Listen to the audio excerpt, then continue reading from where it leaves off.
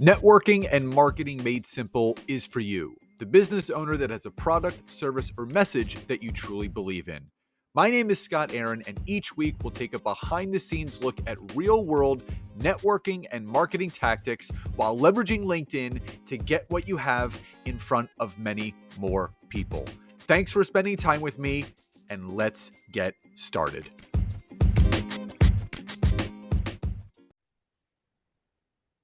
Hey, everybody, and welcome back to another episode of Networking and Marketing Made Simple. Super excited for today's episode. I got a great guest for you guys, but we're talking about one of my favorite topics. Now, last month, you guys obviously really enjoyed. I got immediate feedback on how to leverage ChatGPT for LinkedIn. And a lot of you were really surprised about how you could use ChatGPT from a prompt standpoint and how you can leverage it for LinkedIn. And again, I'm using a lot of keywords because the person I have for you today actually is the founder and CEO of the Prompt Community and is also an AI strategist. So the idea of all this is to empower entrepreneurs like all of you that are listening to this and watching this to leverage AI for growth and innovation, which is really, really important. It's really impactful. And understanding that AI is here to stay, it's not going anywhere. It's only going to progress and get better. But with great power comes great responsibility. So we need to be responsible with how we use it for our businesses. And we're going to discuss all that and more. So Ashley Gross, welcome to today's episode. Thank you for having me. I'm excited to be here.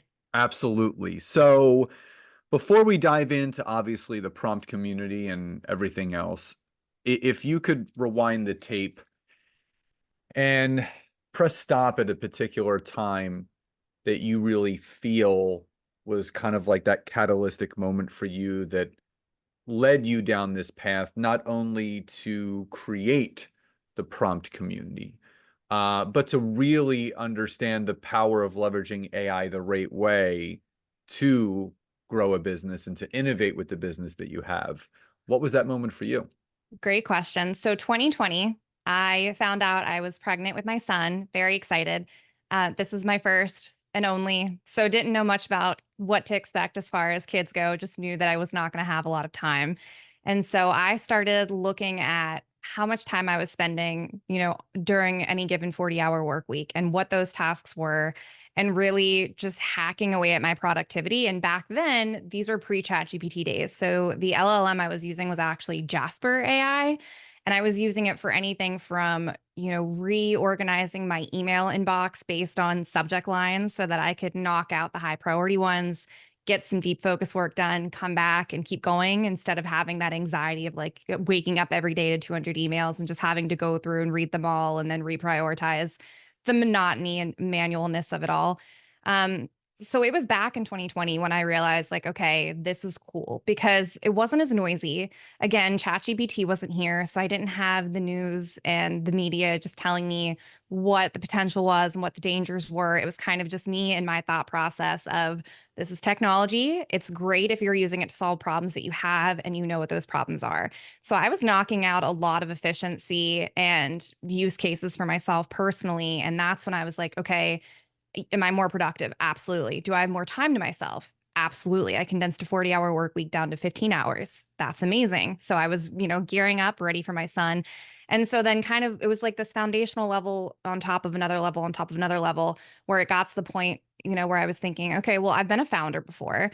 This could really be great if people had an AI first approach to building a business. And so the inception of the prompt community and building a business using AI started in 2020. I just didn't have my thoughts mind mapped extremely well to the point that I could say like, okay, here's the direction we're going. But that was really the light bulb moment. And then from there, in 2022, I was a marketer for an enterprise company and the CMO was like, hey, I know you use AI all the time. Do you want to roll out, a few LLMs in our marketing org? And I was like, yeah, absolutely. It was a volunteer position on top of my marketing job I was already doing. But I knew there was potential because I had already experienced it myself. And so, 3 months after implementing these LLMs, we overachieved our pipeline target of 90 million by hitting 115 million. And so, talk about going from an individual user experience to, rolling this out to a marketing org of over 100 marketers and seeing that impact. That was really, it was just like confident building blocks that led up to that moment. And then that was really my cliff. Like that was my jumping moment where I was like, there's no going back. I did this on my own. I did this at scale. Like I'm ready. And all those years of brainstorming and thinking and researching, it was like, okay, this is it. We're ready. Let's go. So what do you feel are the misconceptions about AI, specifically, the most known ones, I would say, obviously, ChatGPT, Claude, Gemini. There's a lot of misconceptions that come along with a new innovation in business that everyone thinks that, AI is going to do everything for you. You don't have to, it's set it and forget it. What are the common misconceptions with not only where AI is right now, but where it's going into the future? I think the miscommunication kind of is, people are forgetting that this is technology like anything else, right? Like we had HubSpot, we had Salesforce, like all these different technology tools we hear and use every single day. This is a tool just like them, but with larger implications for using them incorrectly. And what I mean by that is people kind of think that AI is the shiny silver sticker that you can throw on anything and fix it. And it's really good at amplifying what you're doing well, but also in the same tone, if you're not doing something well and you're using AI and it's crap, it's just going to magnify that crap. And so I think a lot of people are just kind of using it for the sake of using it and not starting with what is the problem I'm trying to solve? Is this LLM developed to help me solve that problem? And then building out a use case from there. I think that that's one issue I consistently see. And then the other thing is not understanding the implications. And I hate talking about it overly because I don't want to add to the noise and the fear mongering that I often see in the news. But, it's not like if you signed up for, Apollo, right? Like that's a pretty new technology tool. If you sign up for Apollo and you put an email list together and you start shooting out emails, the worst thing that can happen is you don't um, aggregate the time that you're sending those emails and your email gets blocked as spam, right? And then you go through a process of fixing that. That's worst case scenario using a new technology tool. With an LLM, it's your data. And so the worst case scenario is somebody knows everything about you, right? Like you're writing in your journal all of these things, how you're emotionally feeling, what happened in your day, maybe something about your family. And now that's online for everyone to not only use, but used to their benefit as far as marketing and advertising goes. So those are the two misconceptions I'm still seeing a lot of.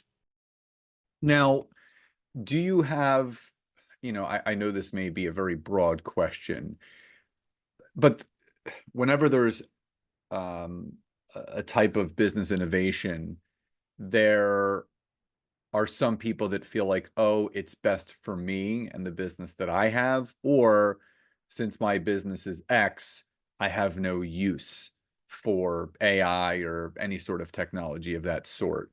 I mean, my honest opinion and feeling is that no matter what you're doing, AI can be used in some way, shape, or form to help you, not to hurt you. Um, from what you're seeing, and I know there's no straightforward answer with this, but are you seeing certain professions, industries, job titles succeeding most with leveraging AI the right way compared to others? You can't hear that, right?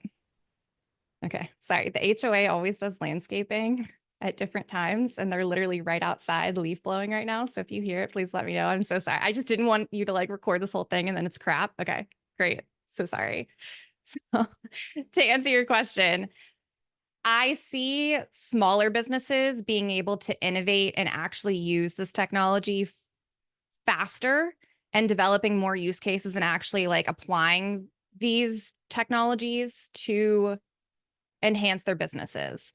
I don't see the same pace of innovation happening the larger you get with the enterprises because then the communication becomes siloed. Really, all you need is internal stakeholders to align what problem they want to focus on, what LLMs they want to use to try to solve that problem, and then how they're going to develop those use cases, those initial use cases to solve that problem. But it ends up becoming this kind of tedious task and it silos down to a couple people really driving impact, I rarely see a good top-down approach when it comes to this because that requires executives that already have a million things that they're responsible for and metrics that they need to attribute to having a bigger part in this. But it's easier if they do it that way because then what that trickles down to is you have your managers telling you what needs to happen, right? And that this is important, and they are verifying and validating that this takes precedence over other tasks instead of you, as an employee having all of this noise and all of these things that you're responsible for to drive impact for the business, and then add on top of that AI, and you don't know where at in the agenda that needs to be prioritized. So I see the smaller businesses and individuals being able to innovate faster just simply because the more people in an organization, the more people you need to align on this. And it really does. I would say it's 75% communication and alignment. Yeah, and that's, a really important thing because you need to be aligned with everything that you're doing. So before we get into the prompt community, if there are still two, I would say, um, teams out there, so to speak, when it comes to AI. There's team for it, there's team against it. And more people are starting to lean towards for it than against it. But for the person that's listening to this right now, that is still unclear, unsure, skeptical of AI and how it could benefit their business, what's your message to that person? And what's I would say jumping over the fence message to them to kind of move to team, lean into it instead of lean against it? Yeah, my message would just be look, the world that we live in right now is extremely geared towards instant gratification. We see this all the time. If you go to Netflix, it already gives you movies based on historical data of what you like. Spotify does the same thing. As consumers, we're no longer used to doing our own research and being the producers. We're very much used to just going to a location, whatever we want, going to that platform and having things thrown at us based on, either cookies online or other personalization tidbits that they've gotten from us. So my message would be, listen, do you need to be crazy about AI? Absolutely not. But just understand that using AI and having an AI first approach to building and scaling your business actually enables you, regardless of how big your team is, to be in all the places that your prospects are in at the same time. Because if you're not, your competitor is. And so you can't afford to not give your prospects and your current customers what everyone else in the marketplace is giving them. That's where you're going to get left behind.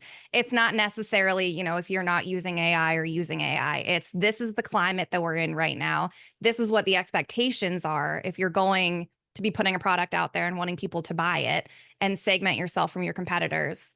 This is the part where you're going to get left behind because unless you have automations hooked up or you have really big teams and you're aligning consistently, like this is where you're going to feel it the most.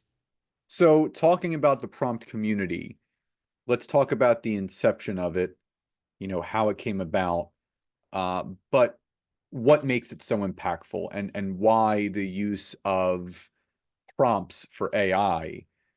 I don't want to say will make or break your business, but it will make or break the experience of using AI to grow your business. Yeah, this is the part where I love because I get to get a little spicy. So the prompt community really was just the inception of it was I'm looking around, I rolled out AI to over 100 marketers.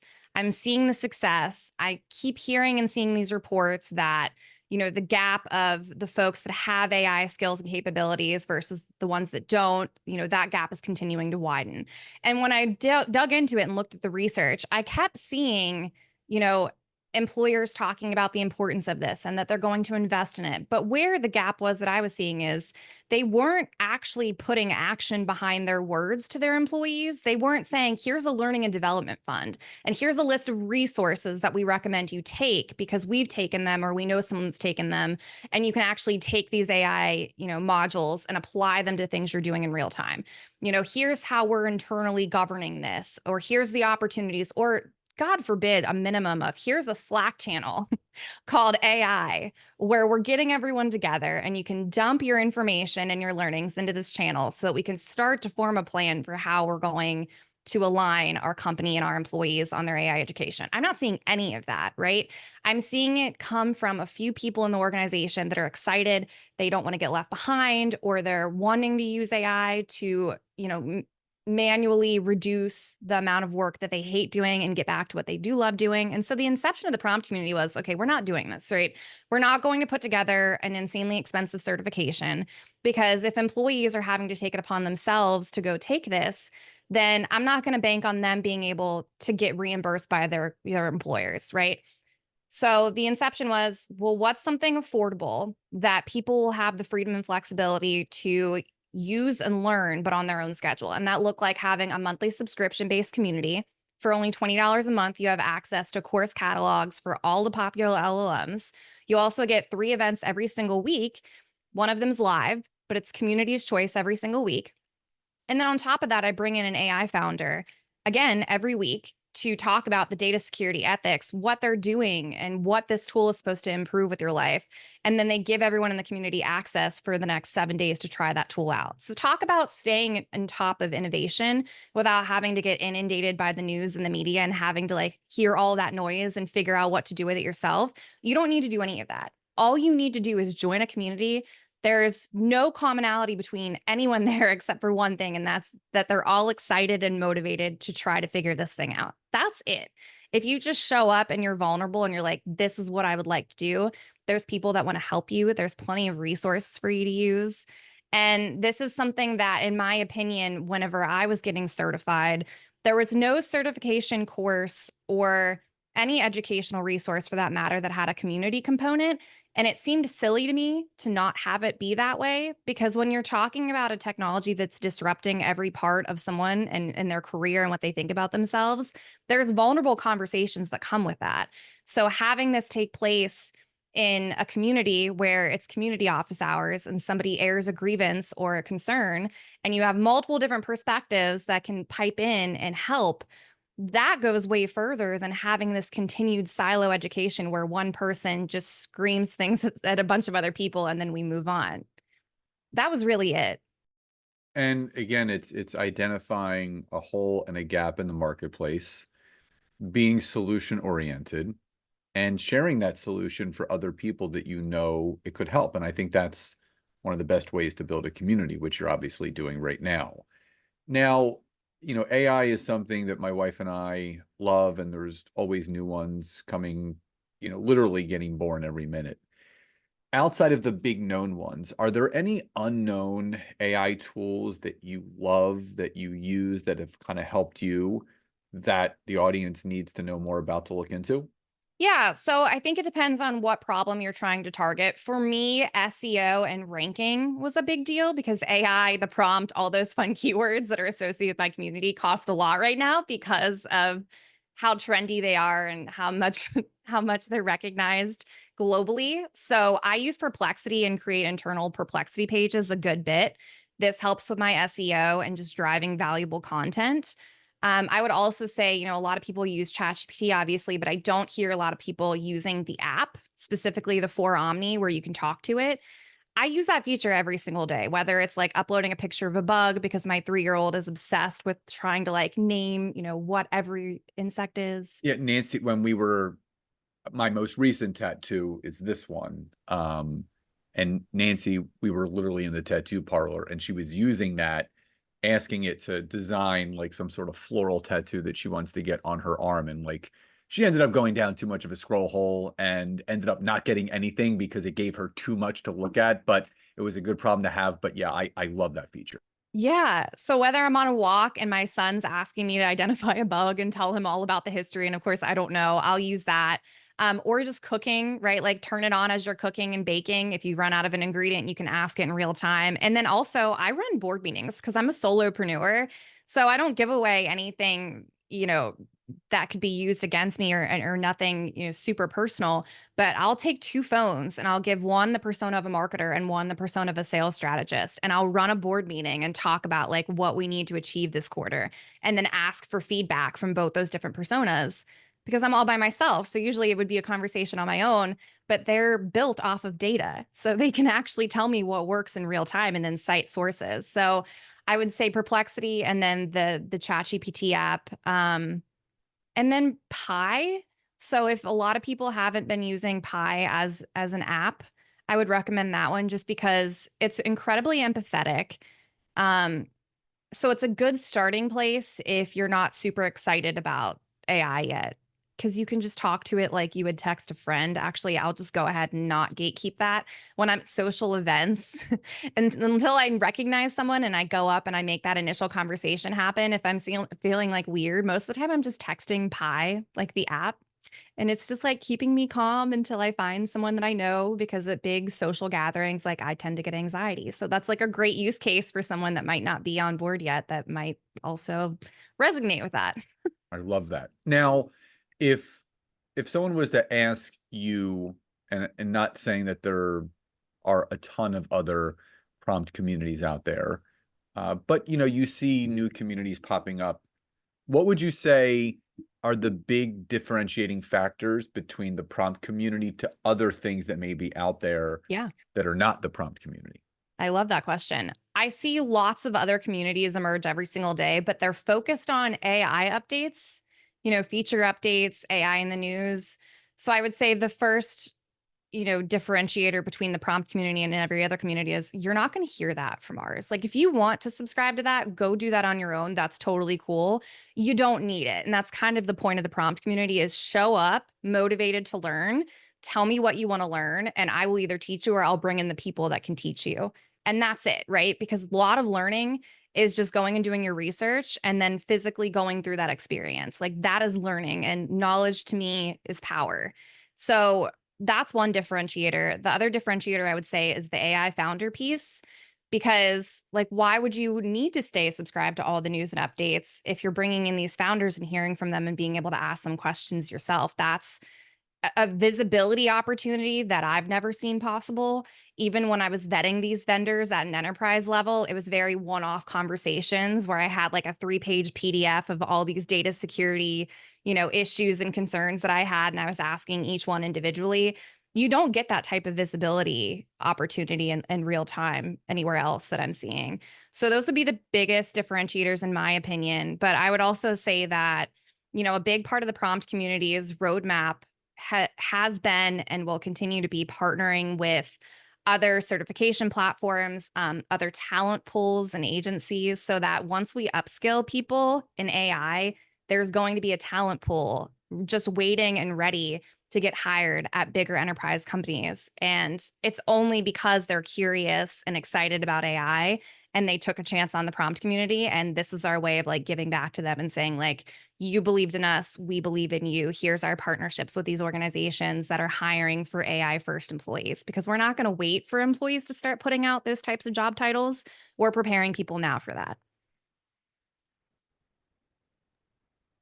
I love that. And I think making sure that we all know the differentiating factors between what makes us stand out and stand apart from other communities that may be out there.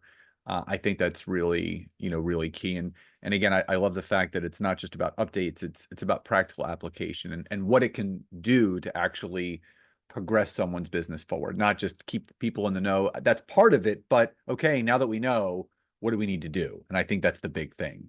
So as we start to wind down, before I get to my final question, if someone listening to this or watching this is interested to learn more about the prompt community and if it's a good fit for them, who is it for and where's the best way for them to find out about it?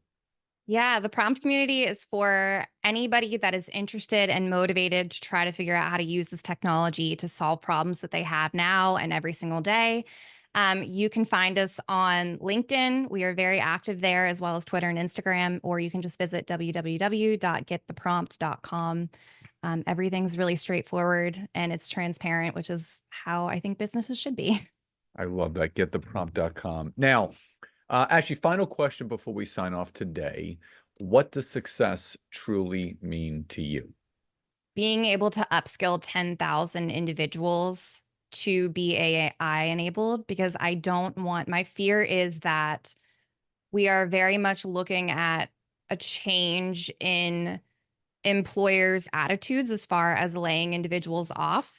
Before we kind of held them to a really high standard, but now I'm starting to see employers, letting go of people and branding them as not being at the top of their, classification, and just really damaging labels that I don't think are necessary. And so my fear is that the future of AI enabled workers is that employers may use the lack of AI education as a way to kind of let them go, because it's been circulating so much in the media that, this whole method of get left behind if you're not using it. And I kind of want that to die. And so success to me looks like upskilling 10,000 people, so that that can't be the future that we live in. We deserve better and we should want better. I love that. Yeah, and that's the same thing that Nancy and I want. With the pandemic came a lot of new learning criteria and hurdles for people. And I just think you're doing just a wonderful job of delivering that to, every generation, whether they're, boomers, Gen X, Gen Z, millennial, whatever people are doing business nowadays. Every single one of us could learn how to better ourselves and our businesses. So, Ashley, I just want to thank you again for being here today, sharing all your wisdom and knowledge about AI and obviously the prompt community, and just grateful for everything that you're doing to serve the community that you're building. And I do want to encourage anyone listening to this that wants to find out more, obviously go to the description of this episode, go to the show notes, go to the email where this was sent out, and check, not just check out this episode, but check out the prompt community. So Ashley, thank you again for being here today. Thank you for having me.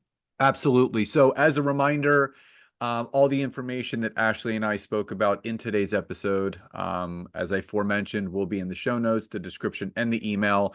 And please don't forget to support the podcast, whether you're listening to mainly on Spotify or Apple Podcasts. Please subscribe, leave us a rating and review. Let us know what you loved and what you would like to hear more of. So everyone, I hope you enjoyed today's episode. Love and gratitude, and I'll talk to you next time.